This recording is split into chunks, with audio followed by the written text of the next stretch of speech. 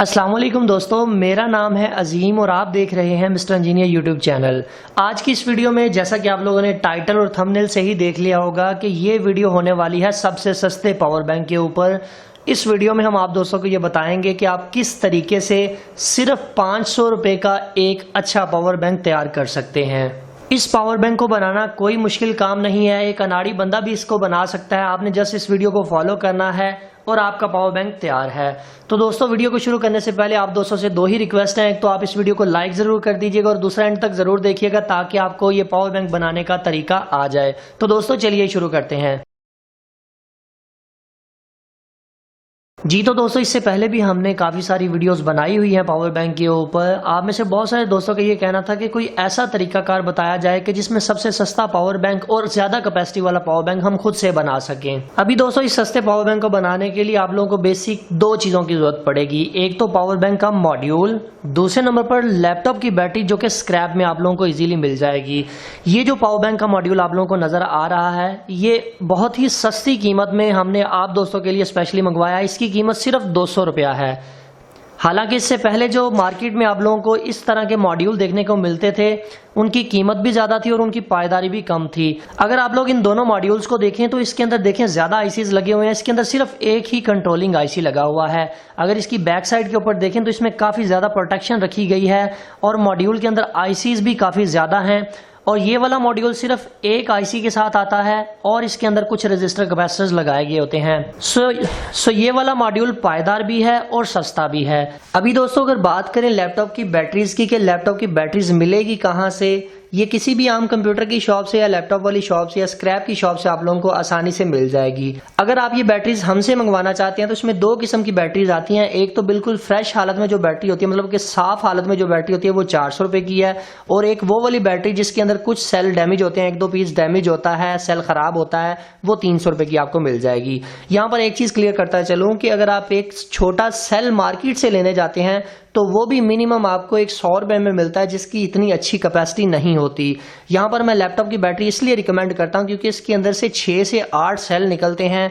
उन 6 से 8 सेलों को अगर आप मल्टीप्लाई करें तो कहाँ पर इसकी प्राइस जाती है। सो इसके सेल मैं इसलिए रिकमेंड करता हूँ, एक तो इसका बैकअप ज़्यादा होता है और दूसरा ये लॉन्ग लाइफ होते हैं, चलने में अच्छे होते हैं। सो अगर आप में से किसी भी दोस्त को ये लैपटॉप की फ्रेश बैटरीज चाहिए, हमारे पास लिमिटेड स्टॉक आया। डिस्प्ले के ऊपर जो व्हाट्सएप का नंबर चल रहा है, यहाँ पर आप कॉन्टैक्ट करके ये बैटरीज मंगवा सकते हैं। अभी आप लोग यहाँ पर देख सकते हैं कि हमारे पास ये जो लैपटॉप की बैटरी हमने ओपन किया, इसके अंदर टोटली 6 सेल हैं। कुछ के अंदर 8 होते हैं, कुछ के अंदर ज़्यादा भी होते हैं। हमने इस बैटरी के अंदर से जो सही सेल हैं वो निकाल लेने हैं मीटर की मदद से टेस्ट करके, बाकियों को हमने ज़ाया कर देना है। अभी यकीनन आप लोग यहाँ पर ये सोच रहे होंगे कि ये वाला मॉड्यूल मिलेगा कहाँ से। smarteshop.pk के नाम से वेबसाइट है, वहाँ से भी आप इसे खरीद सकते हैं। इसके अलावा मैं आप लोगों को अपने दराज के ऑफिशियल स्टोर के लिंक्स नीचे डिस्क्रिप्शन में दे दूंगा, वहाँ से आप इसको खरीद लीजिएगा। अभी दोस्तों, सेलों को तो हमने निकाल लिया है। हमने इनको बारी बारी ये चेक करना है कि इनमें से कौन सा सेल ठीक है और कौन सा खराब है। एक चीज़ याद रहे कि सेल की ये वाली जो प्लेन साइड होती है ये माइनस होती है और जिस साइड से गुलाई कम होती है और साइड पे ब्लैक ब्लैक कलर आप लोगों को नजर आए, ये वाली प्लस वाली साइड होती है। अगर आप ये सेल उल्टा लगा देंगे तो आपका मॉड्यूल खराब हो सकता है। इस चीज़ का आपने ख्याल रखना है। प्लस को प्लस के साथ और माइनस को माइनस के साथ लगाएंगे तो 2.9 वोल्ट इस वक्त हमारे पास आ रहे हैं, जो कि 3 वोल्ट के करीब करीब हैं। 3 वोल्ट के करीब करीब कोई भी सेल है, आप उसको अपने पावर बैंक में यूज़ कर लें, मगर उससे पहले उसको चार्ज कर लें प्रॉपर तरीके से। ये भी देख लें 2.9 के ऊपर आ रहा है। ये वाला सेल 3.1 शो कर रहा है, ये भी ठीक है। ये 2.6 कर रहा है, इसको हमें चार्ज करके चेक करना पड़ेगा। मैं इन सभी सेलों को प्रॉपर तरीके से चार्ज कर लेता हूं। चार्ज करना बहुत ही आसान है। TP4056 छोटा सा एक मॉड्यूल है, डिस्प्ले के ऊपर आपको नजर आ रहा है, उससे भी आप इसको चार्ज कर सकते हैं। इसके अलावा आप बहुत सारे चार्जर्स मार्केट से मिल जाते हैं 200-400 रुपए के, वो भी यूज कर सकते हैं। सिंपल यही है कि आप इसके साथ TP4056 मॉड्यूल लगा लें, वो इनको चार्ज करने में आसानी पैदा करता है। यहाँ पर आप पावर बैंक केसिंग का इस्तेमाल भी कर सकते हैं, ये सिर्फ सेलों को चार्ज करने के लिए। सो मैं इन सभी सेलों को पहले चार्ज कर लेता हूँ, फिर इनको इस्तेमाल करूंगा। एक चीज याद रहे कि जो सेल चार्जिंग के दौरान गर्म हो रहा हो, आपने उसको इस्तेमाल नहीं करना, क्योंकि वो अगर आप इस्तेमाल करेंगे तो वो बाकी सेलों को भी तंग करेगा।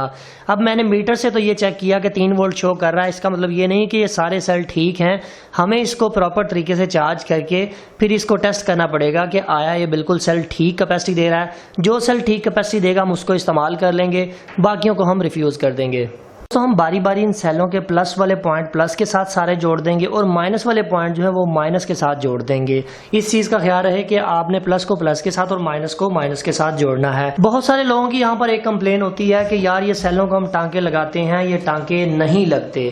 आप लोग यहाँ पर देख सकते हैं कि मैं तो टांका लगा रहा हूँ तो धड़ाधड़ लग रहे हैं। इसके पीछे क्या लॉजिक है? इसके पीछे जो सबसे बड़ा लॉजिक है वो ये है कि पहले नंबर पर मैं काविया 60 वाट वाला इस्तेमाल करता हूँ। आप यहाँ पर देख सकते हैं कि मैं वोल्टर कंपनी का 60 वाट वाला काविया इस्तेमाल करता हूँ। इसका सबसे बड़ा फायदा ये होता है कि आसानी के साथ टांके लगाने की सलाहियत रखता है। दूसरे नंबर पर मैं जो सोल्डर इस्तेमाल करता हूँ वो अच्छी कंपनी का इस्तेमाल करता हूँ। ये सोल्डर नॉर्मल सोल्डर की निस्बत थोड़ा सा महंगा होता है। नॉर्मली सोल्डर जो है वो आपको आसानी से 100-200 रुपये का मिल जाएगा। इसकी जो छोटे साइज की गोट है वो 250 से 300 रुपए की होती है। ये अच्छा सोल्डर होता है जिसकी वजह से इसके साथ टांका भी अच्छा लगता है। वेल, इन सोल्डर्स के ऊपर मैं इंशाल्लाह जल्द एक डिटेल से वीडियो लेके आ रहा हूँ आपके सामने, आप जरूर वो भी देखिएगा। अभी ये जो मॉड्यूल के साथ ये वाली वायर्स लगी हुई थी, इन्हीं वायर को इस्तेमाल करते हुए आपने अपनी इन सेलों के साथ कनेक्ट कर देना है।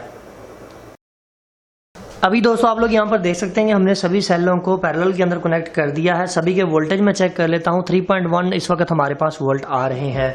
अभी हमने इसके ऊपर ये वाले मॉड्यूल को अप्लाई करना है। प्लस को प्लस के साथ और माइनस को माइनस के साथ किस तरह से लगाना है, उससे पहले मुझे इसके नीचे थोड़ी सी ग्लू लगानी पड़ेगी ताकि इस मॉड्यूल को प्रॉपर तरीके से हम ऊपर की तरफ चिपका सकें। अभी यहाँ पे बारी आ जाती है इन सेलों के साथ इस मॉड्यूल को कनेक्ट करने की। प्लस और माइनस को आपने देख के लगाना है। प्लस को प्लस के साथ और माइनस को माइनस के साथ आपने लगाना है। प्लस माइनस का मैं आपको बता चुका हूँ, मीटर से भी आप चेक कर सकते हैं। वैसे भी एक एस्टीमेट आइडिया आपको मैंने दे दिया है। मैं जल्दी के साथ ज़रा इसकी वायरों को कनेक्ट करके फिर इसके बाद इसके ऊपर हम ग्लू गन के थ्रू इसके ऊपर ग्लू लगाएंगे। अभी यहाँ पर काफ़ी सारे दोस्त ये कहते हैं कि आप जब इसके कनेक्शंस करते हैं तो वीडियोस में ये भी ज़रूर बताया करें कि कनेक्शंस कहाँ पे कर रहे हैं। देखिए यहाँ पर बैटरी का प्लस पॉइंट मैंने यहाँ से यहाँ इस मॉड्यूल के प्लस पॉइंट पे लगा दिया और ये वाला जो माइनस पॉइंट था इसको मैंने यहाँ पर बैटरी के माइनस पॉइंट पे लगा दिया। वाजे ऊपर लिखा भी हुआ है B- और B+। इसको देख के लगाएं। सोल्डिंग करते वक्त नुकसान ना करें, साथ वाली चीज़ों को डिस्टर्ब ना करें। तो अभी इस बटन को अगर हम प्रेस करते हैं तो ये ऑन नहीं हो रहा। उसकी रीज़न ये है कि इस मॉड्यूल को जब आप फर्स्ट टाइम कनेक्ट करते हैं तो आपको फर्स्ट टाइम आपको इसके साथ चार्जर लगाना पड़ता है। सो मैं चार्जर लगाकर इसको कनेक्ट करके ये चेक कर लेता हूँ कि आया ये बिल्कुल ठीक तरह से काम कर रहा है, ऑन हो रहा है कि नहीं। फिर बाद में हम इसके आगे वाले स्टेप की तरफ बढ़ेंगे। यहाँ पर मैं इस चार्जर को इसके साथ कुछ इस तरह से कनेक्ट कर देता हूँ। आप यहाँ पर देख सकते हैं कि इसके ऊपर इंडिकेशन एलईडीज ग्लो कर रही हैं। इसका मतलब ये है कि चार्जिंग करनी स्टार्ट हो चुका है। मैं चार्जर को अगर उतार देता हूँ, इस बटन को प्रेस करता हूँ तो आप यहाँ पर देखें कि ये बता रहा है कि अभी आपकी बैटरी लो है, आपको मजीद चार्ज करना चाहिए। इस मॉड्यूल में मुझे यही बात बस बुरी लगी है कि फर्स्ट टाइम जब आप इसको कनेक्ट करते हैं तो आपको इसको एक दफ़ा से चार्जर के साथ ज़रूर लगाना पड़ता है। अभी जब इसको आपने कनेक्ट कर दिया फिर बार बार आपको चार्जर लगाने की ज़रूरत नहीं होगी। सिर्फ फर्स्ट टाइम आपने इसको चार्जर के साथ कनेक्ट करना है। उसके बाद कोई मसला नहीं, उसके बाद ये बस चलता रहेगा जब तक बैटरी के साथ कनेक्ट रहेगा। तो अभी हम इसकी बकिया फिटिंग को कर लेते हैं। मैं इसके नीचे ग्लू लगाकर इसको अच्छे तरीके से फिक्स कर लेता हूँ। देख सकते हैं कि हमने इसके पीछे अच्छी तरह से फिटिंग्स रख के ग्लू अच्छी तरह से लगा दिया ताकि ये बोर्ड हिले ना जब हम इसको चार्जिंग या इसके साथ कोई मोबाइल कनेक्ट करें। अभी ये देखें इस तरह से पकड़ा हुआ बुरा लगेगा। इसके ऊपर हम चढ़ा देते हैं ये वाली श्रिंक ट्यूब टाइप पेपर। इसको जब हम हीट देंगे तो ये सुकड़ जाएगा। तो मैं इसको इसके ऊपर चढ़ा दें।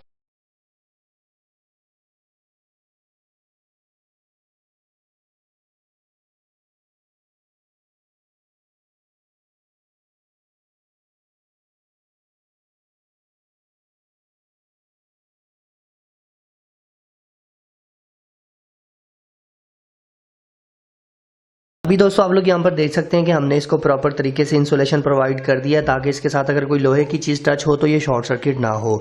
इसका ये वाला बटन है, अगर हम इसको प्रेस करेंगे तो 4 इंडिकेशन लेवल हमारे पास यहाँ पर शो हो रहे हैं।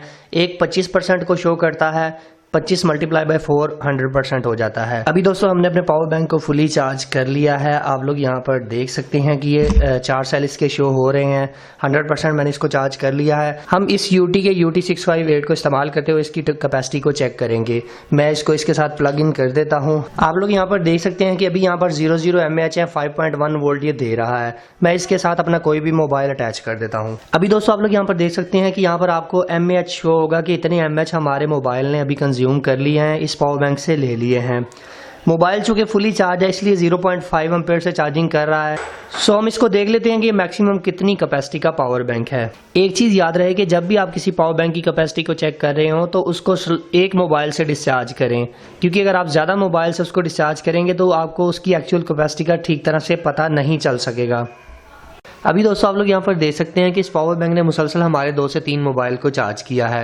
टोटल कैपेसिटी यहाँ पर आपको 7219 mAh यहाँ पर दिखाई दे रही है। अब ये एक LED ग्लो कर रही है, थोड़ी देर तक ये भी आपको बबलिंग करती हुई दिखाई देगी क्योंकि बैटरी इस वक्त लो हो चुकी है। सो इसका मतलब ये है कि हमारा ये पावर बैंक तकरीबन 7500 mAh के करीब करीब बना है।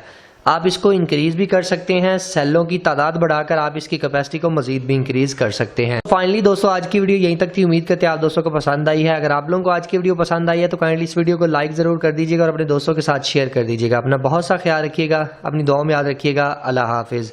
पाकिस्तान जिंदाबाद।